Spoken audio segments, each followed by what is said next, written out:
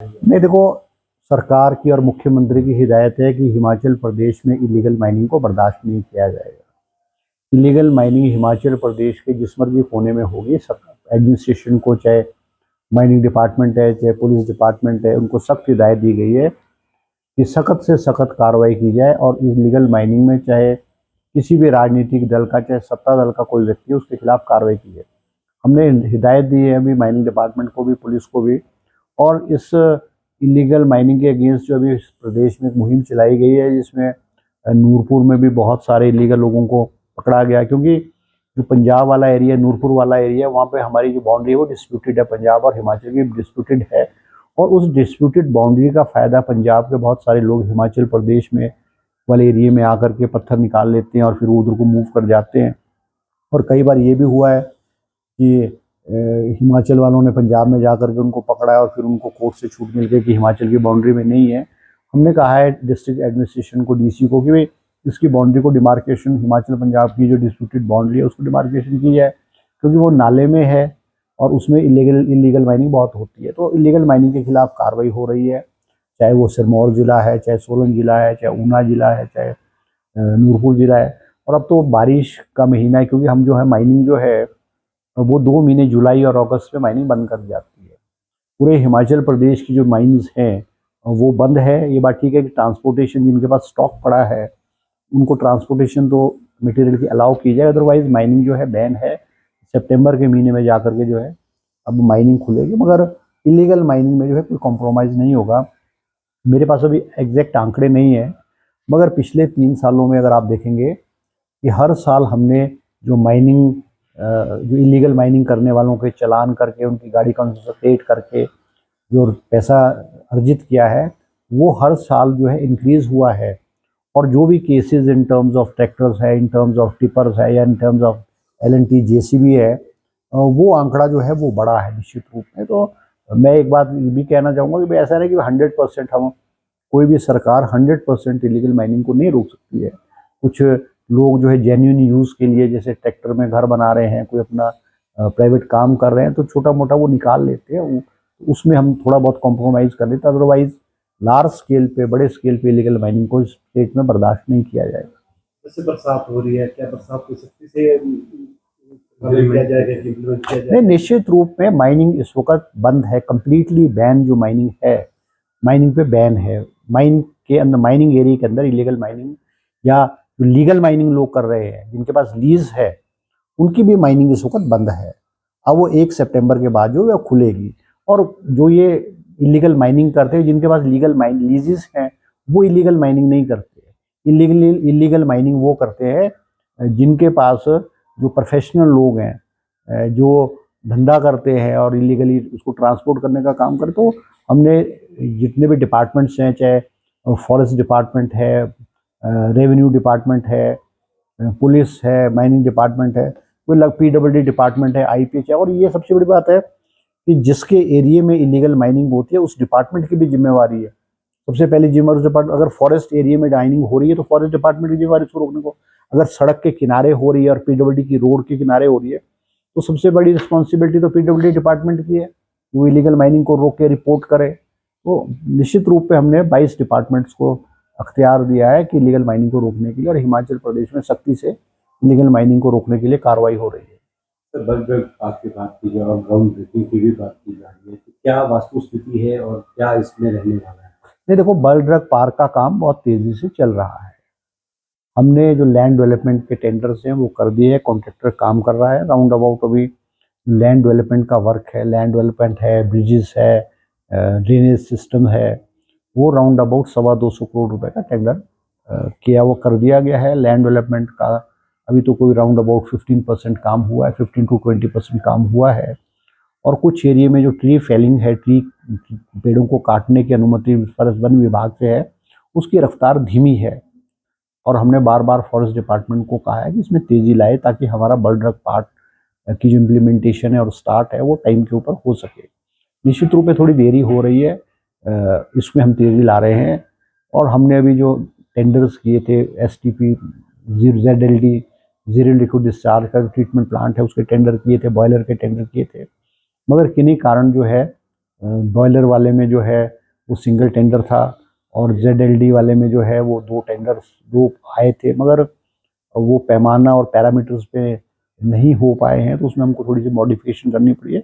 हमने दोबारा टेंडर कर दिए हैं, और मुझे लगता है अगले महीने में जो है वो खुल करके उनको अवार्ड कर दिया जाएगा। और बिजली का काम जो है वो हमने इलेक्ट्रिसिटी बोर्ड और ट्रांसमिशन कॉरपोरेशन ऑफ हिमाचल को पैसा दिया है। बिजली का काम राउंड अबाउट 75% हो चुका है। पानी का काम हमारा 95% हो चुका है। हमने IPH डिपार्टमेंट को लगभग कोई 50-60 करोड़ रुपए दे दिया है। 15 MLD के ट्यूबवेल्स लग चुके हैं, पानी हमारे साइट पे आ चुका है। तो निश्चित रूप पे बहुत तेज़ी से काम हो रहा है।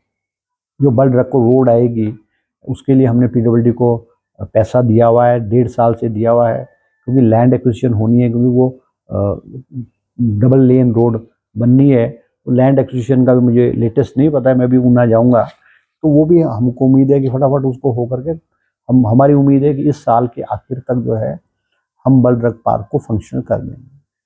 सर, राम मंदिर का जो आरोप लगातार कांग्रेस लगा रही है, और जिस तरह से राम मंदिर में लोगों की आस्था जुड़ी है और जिस तरह से वहाँ पर चोरी हो रही है, क्या कहना है? ये देखो, एडिंग टू दिस, बीजेपी ये कह रही है कि कांग्रेस को इस बारे में कहने की वो नहीं है, क्योंकि कांग्रेस ने तो इसमें कुछ किया नहीं है। जब राम मंदिर का उद्घाटन वगैरह हो रहा तब भी कांग्रेस को वहाँ देखो, राम मंदिर वाला जो इशू है इस वक्त इस देश में और इंटरनेशनल लेवल में, इंटरनेशनल सिनेरियो में इस वक्त सबसे बड़ी न्यूज़ है। हिंदुओं की राम मंदिर के और राम भगवान के प्रति जो आस्था रही है, और मंदिर, एक भव्य मंदिर का निर्माण हुआ है, वो हम सब हिंदुओं के लिए फ़ख्र की बात है। चंदा चोरी हो रही है वहाँ से, जो आस्था के रूप में, बहुत कमाई के रूप में हिंदुओं ने, चाहे छोटा व्यक्ति है बड़ा व्यक्ति है, उन्होंने चाहे पैसे के रूप में, ज्वेलरी के रूप में, सोना चांदी के रूप में जो अपना वहाँ श्रद्धा से जो है अपनी पैसा दिया है, उसका इस तरह से चोरी होना दुर्भाग्यपूर्ण है। और हिंदुस्तान के लोगों की भावनाओं को जो है गहरी ठेस पहुंची है। और कभी ऐसा सपने में भी नहीं सोच सकते थे कि राम भगवान के का पैसा जो चोरी हो जाए। और भारतीय जनता पार्टी के लोग, जो ट्रस्ट के लोग थे, वो उसमें इन्वॉल्व हैं, और CCTV फुटेज में जो है वो सारे का सारा एक्सपोज हुआ है। अभी पर 2 दिन पहले 40 दिनों में 70 चोरी के मामले CCTV में जो SIT ने अभी वो देखे हैं, और करोड़ों रुपए के हिसाब से पैसा चोरी हुआ है। SIT सूचना का मैं उम्मीद है कि ऐसी घटनाएं नहीं होनी चाहिए। और हमारा, चाहे कांग्रेस के लोग हैं, जो हिंदू धर्म के लोग हैं, हम सबकी राम मंदिर राम भगवान में आस्था है। ये बात ठीक है कि राम भगवान को इन्होंने हाईजैक किया हुआ पिछले कई समय से। राम भगवान का नाम जो है चुनाव में बेचा गया है, राम मंदिर के नाम से वोट हासिल किए गए हैं, और अब ट्रेडमार्क राम भगवान को जो है वो ट्रेडमार्क भारतीय जनता पार्टी का ट्रेडमार्क बन गया है। अब हमको ये कांग्रेस को कहते हैं कि कांग्रेस को अधिकार नहीं है बात करने का। मैं ये कहना चाहूँगा कि ये जो मुद्दा है, ये लोगों की भावना से, हिंदू धर्म की भावनाओं से जुड़ा हुआ है, और हर हिंदू को अधिकार है प्रश्न करने का, और भारतीय जनता पार्टी और इनकी यूपी सरकार और केंद्र में भाजपा की सरकार से पूछने का कि जहाँ पे डबल इंजन की सरकार है, वहाँ की लॉ एंड ऑर्डर की और राम मंदिर में भी चोरी हो रही है, तो हमारा हक क्या, हम पूछ सकते हैं इनसे सवाल। कोई धर्म, कोई ट्रेडमार्क थोड़ी इनका ट्रेडमार्क नहीं है। और यहाँ भी जैसे बिंदल जी बोलते थे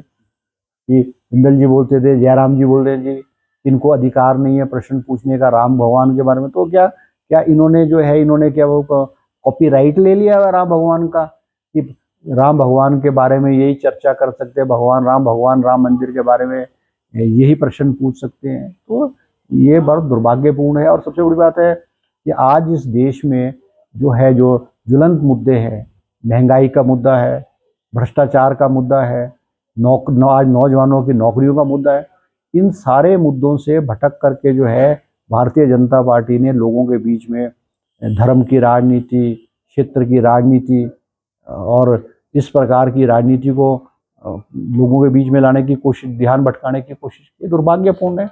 इस देश में आज भी हजारों ज्वलंत मुद्दे हैं जिस पे जो है सोशल मीडिया में भी, चाहे वैसे भी जो है वो सरकार में चर्चा नहीं करवाती है। तो ये सर, उनका आरोप तो ये है कि जो भाजपा कांग्रेस है वो कहीं ना कहीं राजनीति कर रही है इस नाम के ऊपर, क्योंकि अगर बात की जाए जब चुनाव हुए तो कहा था कि सनातन को हार कर कांग्रेस यहाँ पर पहुंची है और जय श्री राम के नारे से भी परहेज करने की कोशिश। नहीं, देखो ऐसा है कि राम मंदिर की जो शुरुआत हुई है वो राजीव गांधी जब 1986 में इस देश के प्रधानमंत्री थे, बाबरी मस्जिद के ताले को तोड़वा करके वहाँ पर जो पूजा अर्चना कराई वो राजीव गांधी ने कराई। उसके बाद भारतीय जनता पार्टी ने, ये मामला कोर्ट में चला गया, भारतीय जनता पार्टी ने उसके बाद इसको राजनीतिक मुद्दा बना करके लोगों के बीच में रथ यात्रा निकाली और लाखों करोड़ों रुपया जो है चंदे के रूप में जो है वो इकट्ठा किया है। जो राम भगवान के नाम पर की मंदिर की स्थापना होगी। आज भी ये किसी के पास हिसाब किताब नहीं है कि राम मंदिर की स्थापना के लिए पूरे हिंदुस्तान और हिंदू धर्म के लोगों से कितना पैसा एकत्रित किया गया है। और वो मंदिर बनने के बाद उस मंदिर में से जो है उस मंदिर की रक्षा करना, उसकी सिक्योरिटी को करना, उसका जो हिसाब किताब रखने की जिम्मेवारी तो मंदिर ट्रस्ट की है, भारतीय जनता पार्टी की, यूपी की सरकार की है। और वहाँ शरेआम लूट हो जाए, शरेआम इस तरह से पैसा निकल जाए, ये तो भारतीय जनता पार्टी की सरकार और भारतीय जनता पार्टी के लिए शर्म की बात है।